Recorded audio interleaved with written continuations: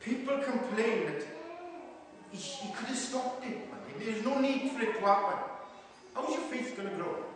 Well, Peter's faith, after he got out of the boat, alright, he sank, but after he got out of the boat, his faith would have gone through the roof. Because you just can't get this out of your head. I would have been sat in the boat, alright, praise God, thinking, I just walked on water. Come on, I just walked on water.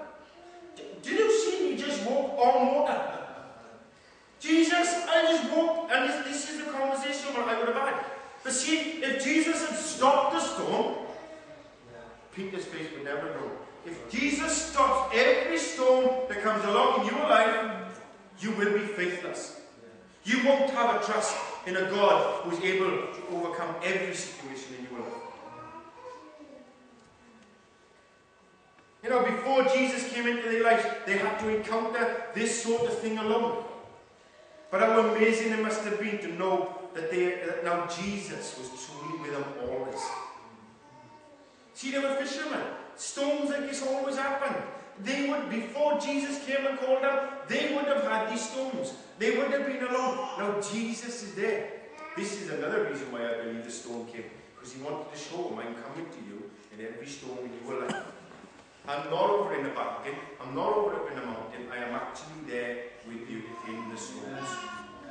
So, I'm coming to a close now. In my Bible, it's called a Spiritual Renewal Bible.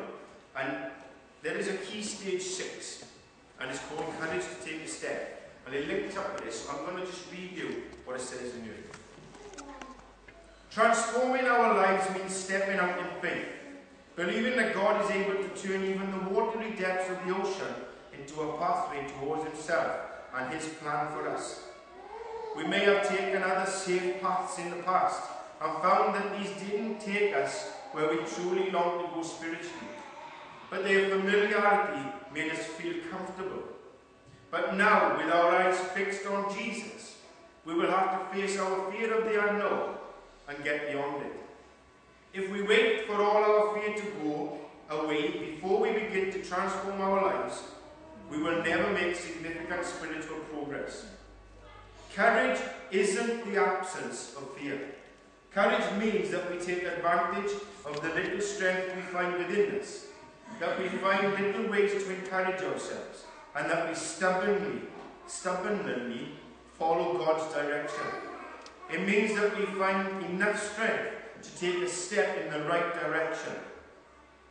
In the account where Jesus walked on the water, the disciples were terrified when they saw him.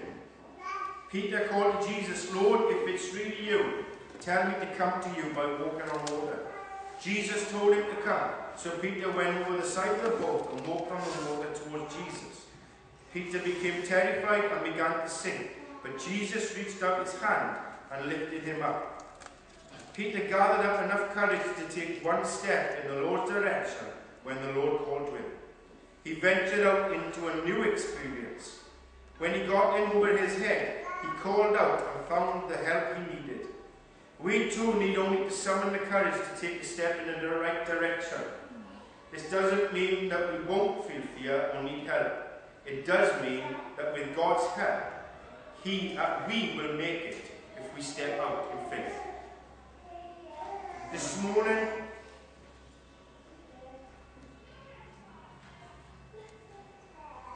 you have a choice. You have a choice to stay in the boat or to get out. It is a big decision.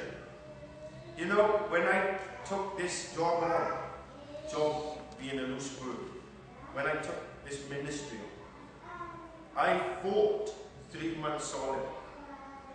Because 1, I had seen what had happened in the past. 2, I had heard what had happened in the past. 3, I won't want to let it happen to me.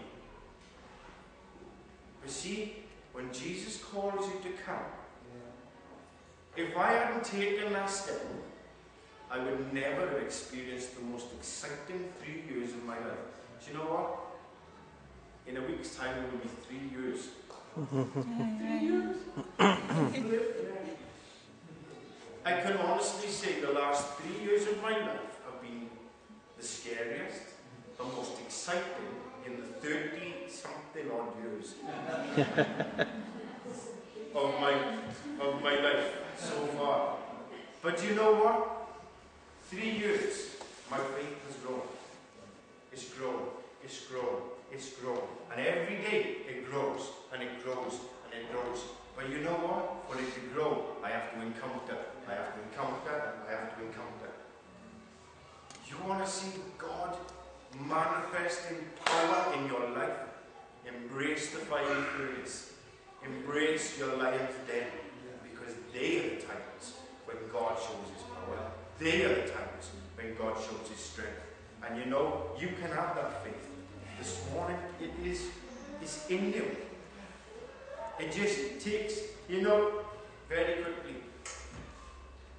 The difference between me jumping out of an aeroplane and staying in the aeroplane was the bloke pushing me. Fear would have kept me in it, faith threw me out. Well, it wasn't his name was Lee, but I called him Faith. It's exciting, it's exhilarating to be falling at 120 miles an hour into clouds, into you don't know what, and then you get in this sense that one moment soon this parachute is going to open. Faith takes you to the very limit and then beyond. See, at the end of the day, right, if you're prepared to step out in faith, I couldn't have done nothing if that parachute hadn't moved. I couldn't have done it. It was too late. I was already falling. But you know what? When Jesus is around and you start falling,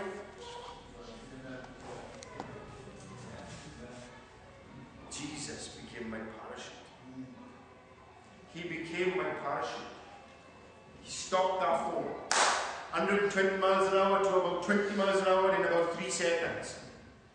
Everything went whoop. But and the guy said to me, take off your goggles and just listen. And you know what? There was silence. I got this rushing through my ears, and this, I can't breathe. Because you tried breathing 120 miles an hour. But then it stopped. And as we glided down, there was silence. And there was a peace. There was a peace that I had been caught. There was a peace that there was this canopy that was holding me. And his name was Jesus. You know, you get out of a boat, you're going to be rushing at 120 miles an hour, you can't breathe and everything, your senses are all over the shop.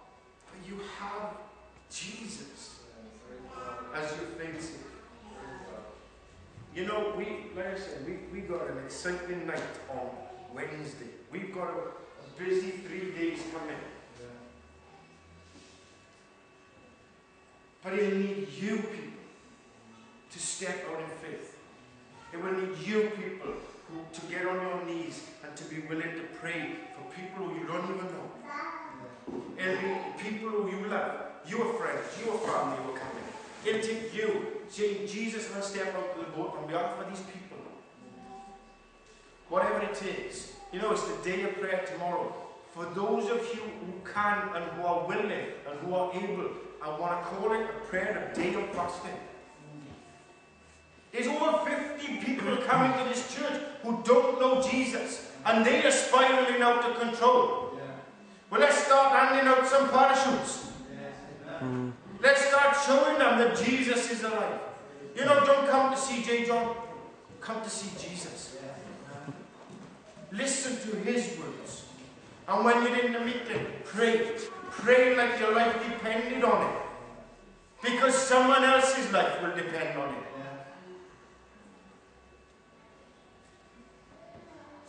This morning, I want to challenge you. Get out of the boat. Live life on the edge. Get a little bit radical. Get a bit extreme.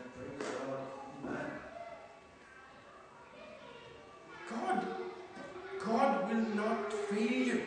He can't. It's against his word to fail you. And once you can believe that, you walk anywhere.